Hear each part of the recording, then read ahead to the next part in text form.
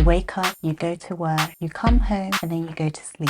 You wake up, you go to work, you come home and sleep.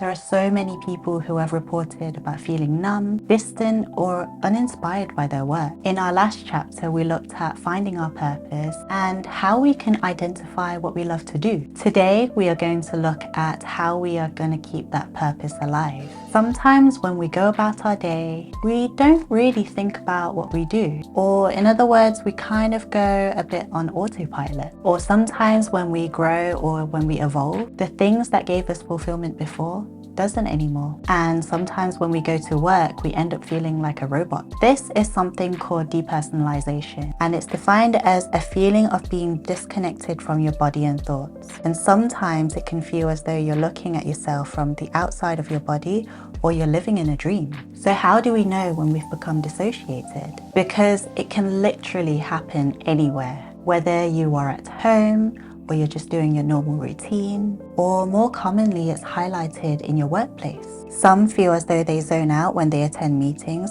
or when they're talking to their colleagues, or they lose touch of time and suddenly you wake up and realize that hours have passed. Or you could start to feel a little bit more forgetful these days. Now, a little bit of forgetfulness is okay, but this is when it becomes more than usual. And that's what leads to being unable to complete tasks at work. Or sometimes your body feels numb, you don't know when to eat, you end up skipping your meals, or you forget to even drink water. Or at home, or even with your friends, you may not feel that emotional connection with people anymore. And sometimes you might feel a bit transparent. In a world where we are in a constant flow, we can't expect everything to remain static forever, meaning that our life changes, we grow older, wiser, and experience new things that can alter our mindset. And that is okay. I don't know if any of you's made one of those Gantt charts where you follow your goals and there is a time limit to it. And it's usually given within a project. So in my PhD, I had to make one of these Gantt charts. And I shared what I would do in the next 4 years, which was my whole PhD project.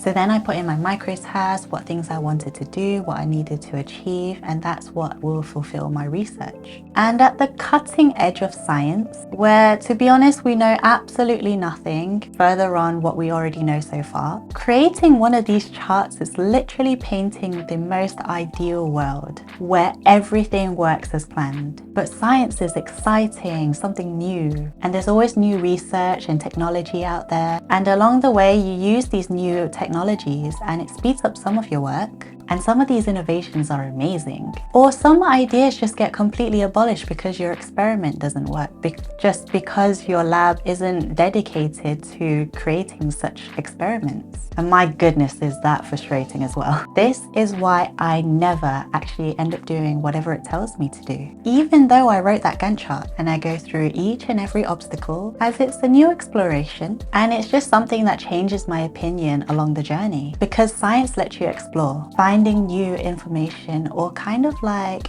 experiencing something new in life. And it was super fun because I woke up, don't know what to expect. You go into work and then you find out something brand new that you just didn't expect. And that was the most exciting thing that I could ever experience. And to be honest, if everything worked out as my Gantt chart was predicting it to be, my approach to science won't be the same, and it would just be all too predictable. Another aspect that may be leading us to feel numb is the environment we work in. We may enjoy what we do, but not the people that we work with or the boss that we work for. And I've seen so many reports talking about the topic called quiet quitting, and it got me interested of what it was and why so many people are pulling back on their work.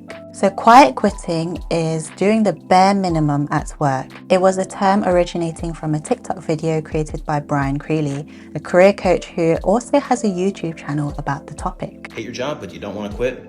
Try being lazy instead. That's right. A lot of people are just kicking back and taking it easy instead of quitting their jobs, and it's actually working. Now, I don't think this is coming from Gen Z or millennials saying that they just want to be lazy at work, or some people might call them being entitled. I think it's a cry for help where they are sharing the experience of the working world of what it's become. Now, I don't think this concept is new either. And in chapter 1, I've already addressed the current working world. And this is including everyone in Gen Z, millennials, and even even Gen X, even the baby boomers as well. And they are all saying the same thing of how fast the current world has become. The message that quiet quitting was aimed to do was to restore the balance between work and life, and especially applying this concept to the current world where we work in, and that is by establishing boundaries. I think that the BBC highlighted this quite well in this article where they describe how the pandemic really put our fast-paced lifestyle to a halt, and our mindset just changed about how we work and what our priorities are. In our work, working overtime, going above beyond doesn't get the same level of recognition that it used to get, but rather it's become a norm. And because of all these extra jobs and emails on the weekends, it builds up and it leaves so many people burnt out. So why is it so important that we address the problem of being overworked? When we become stressed, it can go one of two ways. But before we get into it, we really need to understand what's happening in our heads.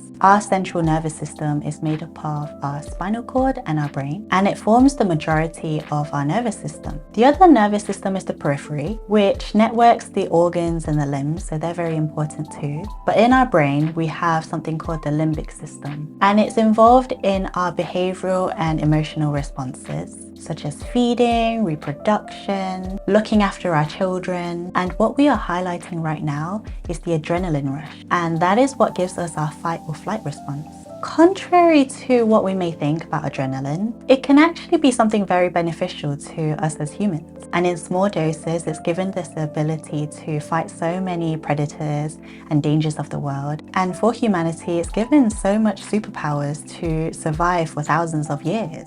In today's world, our sense of stress and the use of adrenaline has shifted quite a lot. For example, if we take a really difficult exam, it is very short-lived, but that little bit of adrenaline push can actually help us ace that exam, because the adrenaline just gave us that extra sharpness in our awareness, and it's making us use our brain at a higher function. And then you can complete that exam with some extra dose of superpowers. The part where adrenaline starts to become a problem is when it starts to build up, and then stress can become long-term instead of just a short-lived moment. And especially if there's no recovery time in there, then it's very, very dangerous. Our neurons in the limbic system are very sensitive, and once they become overloaded, they can become damaged and die off. Chronic stress can lead to our neurons remodeling them, and it's a big indicator that there is anxiety or PTSD. So in this article, it says that neurocircuits within the limbic system that regulate fear, executive function, learning, and memory are particularly sensitive to chronic stress. And recent findings emphasize important roles of the cell and pathway-specific effects of stress, highlighting the links between the effects of stress on brain circuits in humans and non-human animals, and how they relate to other neuropsychic outcomes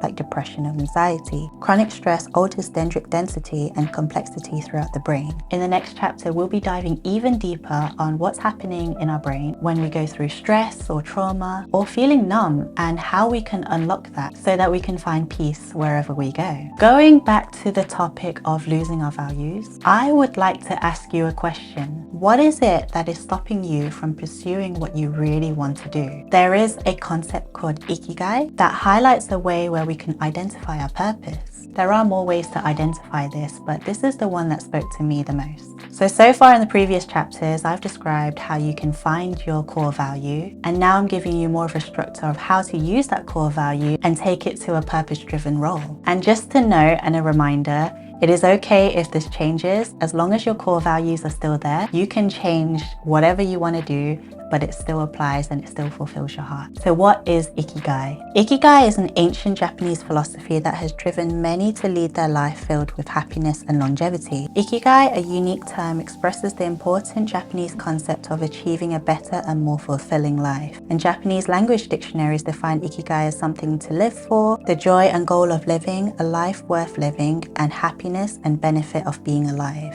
So starting off with what you love to do. For example, I love to teach, I love to edit videos, I love to go shopping, running, singing karaoke, and gardening. Now, how many of these are you confident that these are gifts and talents in that field? I definitely can't sing well, but it's just something that I enjoy. I like to go to karaoke for fun socials. And in terms of gardening, I'm not the best in the world. I cannot be the master gardener. For now, I'm just happy watering my herbs and especially Boris, my basil. So then I'm left with teaching and editing videos, shopping and running. And then out of these, which ones can you get paid for? So my teaching can be paid and also my video editing service. And then when it comes to what the world needs, I think that my teaching can really ignite so many souls out there to go forth and make so much positive change for the world. And that is something that I would like to help other people through mentorship, teaching classes, encouraging so many individuals to really flourish in their skills. And that was my Ikigai. And I'm curious to know what your Ikigai is too. So comment down below what yours is. And there are several studies showing that Ikigai have a positive influence on one's well-being and it lowers depressive symptoms. So in this article it says the presence of Ikigai contributed to a reduction of risk for mortality from all causes among middle-aged and elderly Japanese men and women. And then they also showed that mortality risk for cerebrovascular disease and coronary heart disease tend to be lower among men and women with Ikigai than those without Ikigai, and there was a significantly lower risk for mortality. And in this UK sample, it says that there was a greater mental well-being and a lower state of depression. So to conclude this chapter, we may have an automated lifestyle. And that was our emergency answer to our childhood question. What is it that you want to be when you grow up? We talked about how so many people are feeling numb and almost like they're feeling robotic. And therefore so many people are taking a step back in terms of quiet quitting so that they can have a bit more balance in their lives. When we went through how to channel our core values to identify our purpose in the concept of Ikigai, and it's a pretty impressive tool to look back on our lives and see what we want to do. And it helps us move forward when life gets a little bit automated too much. Because everything comes in motion, and it's okay to change your path when your soul is directing you somewhere else. In the next chapter, I will be going through the moments where life challenges us, especially when we are trying to pursue our work, fulfill our purpose, how we respond to trauma, and how we can heal over time to overcome that trauma so that we can then progress forwards. And finally, I would like to ask you something, because from the earlier Ikigai exercise, what is your current purpose for the world? Comment down below your Ikigai and I will see you there. Bye!